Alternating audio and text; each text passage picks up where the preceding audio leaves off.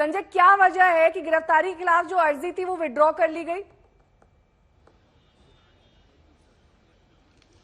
इसमें कई सारी चीजें हैं। कुछ चीजें जहां तक मैं बता सकूंगा बताऊंगा, और कुछ चीजें जो मुझे मालूम है लेकिन वो सार्वजनिक नहीं की जा सकती हैं कतिपय कारणों से। उसमें अव्वल तो ये है कि आम आदमी पार्टी की लीगल टीम को लगा कि यहाँ जिस पीठ के सामने ये मामला है उस पीठ के सामने राहत मिलने के आसार बहुत कम हैं। लिहाजा उन्होंने कहा कि अभी इस अवसर को एग्जॉस्ट करना उचित नहीं होगा। लिहाजा हम निचली अदालत में, चूंकि वहां पर तो ईडी अपनी चीजें रखेंगी, तो वहीं हम ज्यादा मजबूती के साथ अपनी चीजें रखें और वहीं से राहत की उम्मीद करें। अगर वहां राहत नहीं मिलती है तो दूसरा पड़ाव हमारा हाई कोर्ट होगा और फिर सुप्रीम कोर्ट। हालांकि ये स्ट्रेटेजी में बदलाव करने के बावजूद अगर आना होगा तो इसी पीठ के सामने आना होगा। इस अंजुमन में आपको आना है बार बार। बस एक बात मेरी आप जान लीजिए। तो ऐसा ही है कि इसी पीठ के सामने आना पड़ेगा इनको। और जाहिर है कि यहां इनको ये लगा कि जिस तरह के सबसे बड़ी चीज है कि राहत तभी मिल सकती है पीएमएलए एक्ट में जब उसमें एक डुअल टेस्ट होता है, जिसके आधार पर उस कसौटी, डबल कसौटी है। एक तो ये कि अदालत को ये विश्वास हो जाना चाहिए सबूतों को देखकर, दलीलों को देखकर, तर्कों और गवाहों की बातों को देखकर कि इस आदमी का इस मामले में कोई हाथ नहीं है। और दूसरी कसौटी ये है कि अदालत को यह भी विश्वास हो जाना चाहिए, ये संतुष्टि हो जानी चाहिए, अदालत इस पर मुतासिर हो जाए, कि मुतमईन हो जाए कि आइंदा ये इल्जाम इस पर सिद्ध नहीं हो पाएगा और आइंदा ये इस तरह के आरोप नहीं लग सकते हैं, ऐसे अपराध में इन्वॉल्व नहीं हो सकता। ये तो बड़ी सख्त कसौटियां हैं। हालांकि सुप्रीम कोर्ट ने एक बार इन्हें स्ट्राइक डाउन कर दिया था, लेकिन दूसरी पीठ ने फिर पीएमएलए एक्ट के तहत ईडी को जितने अधिकारों की पुष्टि की, हरी झंडी दी, उसे देखते हुए ये मामला भी लागू है। लिहाजा इसमें राहत मिलने के आसार बहुत कम है। इसीलिए इन्होंने सोचा कि चलो निचली अदालत से ही शुरू किया जाए। ठीक है मुनीश, मेरे सहयोगी जुड़ गए हैं तमाम जानकारी के साथ ईडी दफ्तर के बाहर से। मुनीश, ये जो 150 पन्नों का दस्तावेज है या फिर डॉसियर कह लें, इसमें दरअसल है क्या? किस तरीके से इसको तैयार किया गया है? कितनी लंबी ये ईडी की तैयारी है? और क्या ये ऐसी तैयारी है कि रिमांड कम से कम 10 दिन की मिल जाए और उसके बाद एक्सटेंशन भी मिल जाए? इस तरह के सबूत हैं इसमें?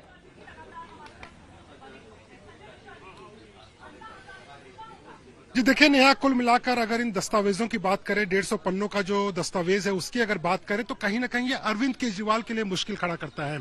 ईडी के अधिकारी गए थे छापेमारी करने के लिए, लेकिन उनको आप कहिए कि एक तरीके से सोना मिल गया। वो सोच रहे थे कि कुछ शायद से शराब नीति से जुड़े मामले को लेकर उनको दस्तावेज मिल जाए, लेकिन उनके हाथ में ऐसा सबूत लगा जो कि ईडी अधिकारियों के लिए, ईडी अधिकारियों का ये कहना है कि ये सीधे तौर पे अरविंद केजरीवाल के खिलाफ जा रहा है।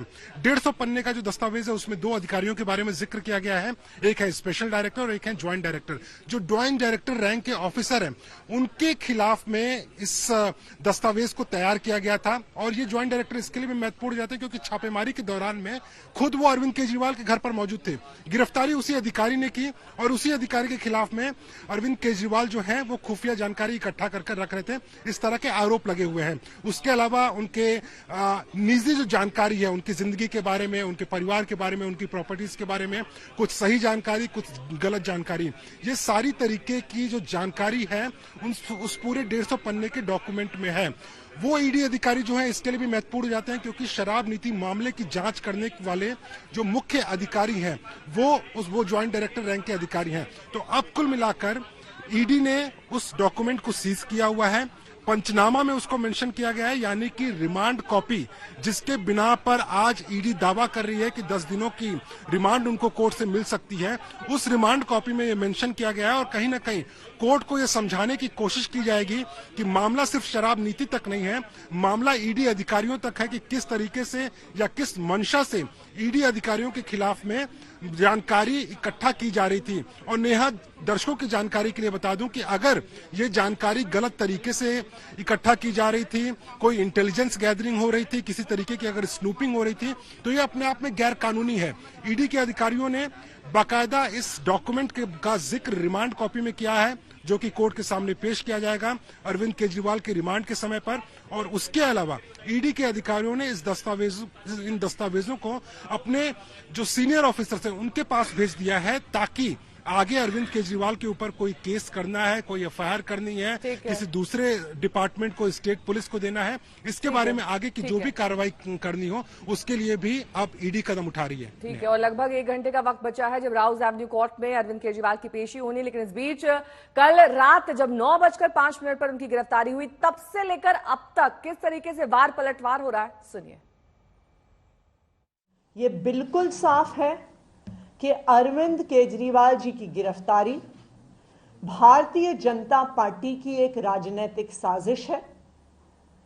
ईडी का उपयोग करके एक विपक्षी दल के राष्ट्रीय नेता को गिरफ्तार करना, एक ऐसे केस में जिसमें 2 साल की इन्वेस्टिगेशन के बाद भी 1 रुपए की भी recovery of proceeds of crime नहीं हुई है, एक ऐसे केस में गिरफ्तार करना जहां पर आज तक ईडी कोर्ट्स के सामने कोई भी सबूत नहीं रख पाई है।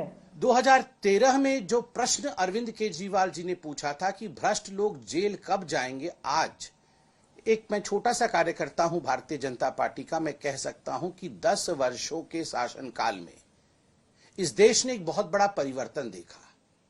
ये जो बड़े बड़े राजनेता सोचते थे कि हम कुछ भी करेंगे, करोड़ों खरबों का घोटाला कर लेंगे और हम एक परिवार की तरह रहेंगे, मैं तुम्हारा पीठ खुजाऊंगा, तुम मेरी पीठ खुजाना और हम में से कोई जेल नहीं जाएगा, हम सब बच के रहेंगे, ये अब नहीं होने वाला है। Mister Kejriwal, people are going to jail and if you are corrupt people will continue to go to jail। अगर आप भ्रष्ट हैं तो आप जेल जाएंगे। वहीं अलीपुर थाने में आपके कार्यकर्ताओं को हिरासत में लेकर रखा गया है, वहां से सीधी तस्वीरें आ रही हैं, आपको दिखा देते हैं। ये वो आप कार्यकर्ता हैं जो हिरासत में लिए गए हैं अलीपुर थाने में, इस वक्त इनकी मौजूदगी है। सुबह से ही दरअसल देशव्यापी प्रदर्शन 10 बजे से बुलाया गया था और अलीपुर थाने ये हिरासत में लिए गए कार्यकर्ता लाए गए।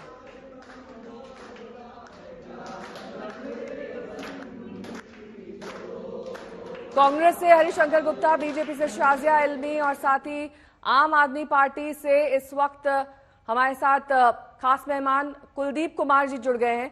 लेकिन सबसे पहले शाजिया, आपका रुख करते हुए जिस बात का जिक्र यहां पर संबित पात्रा कर रहे थे, कहीं ना कहीं पॉलिटिकल लीडर्स को पिछले 10 साल में ये गुमान हो गया था कि उनको एक इम्यूनिटी प्राप्त है, कोई भी गुनाह करें, कोई भी घोटाला करें, वो कभी भी गिरफ्तार नहीं होंगे, वो इसके खिलाफ बोलते रहेंगे, लेकिन घोटाले से ऊपर निकलकर उनकी राजनीति कभी नहीं सामने आई। नेहा जी, सबसे पहले तो मैं ये कहूंगी, जैसे कि आपके बहुत ही वरिष्ठ रिपोर्टर ने कहा इस अंजुमन में आपको आना है बार बार, तो मैं यही कहूंगी अन्ना हजारे आंदोलन में हम सब शामिल थे, कितनी जद्दोजहद हमने की, सड़कों पे हम लोग निकले और भ्रष्टाचार के खिलाफ हम लोग ने मिलकर ऐसी आवाज उठाई कि पूरा देश ने उसको ना सिर्फ देखा और गौर किया बल्कि पूरा देश इसमें शामिल हुआ। और इतनी शर्म की बात है, वो सफरनामा देखिए आप, कि वही इंसान जो जाता था सड़कों पर और कहता था निकलो बाहर मकानों से, जंग लड़ो बेईमानों से, आज इतने संगीन इल्जामों के तहत, यानी कि शराब घोटाले में रिश्वतखोरी, मुनाफाखोरी, किकबैक्स के बहुत ही बेहुदा इल्जामों के चलते उसको पकड़ा गया है। और आज देखिए, और ये भी बहुत शर्म की बात है, और मैं कहूंगी इसको, आप बात को आगे बढ़ाऊंगी कि जुस्तजू जिसकी थी उसको तो ना पाया हमने इस बहाने, मगर देख ली दुनिया हमने। इतना ठगा हुआ महसूस कर रहे हैं वो सारे आंदोलनकारी आज के दिन, क्या हमने सोचा था।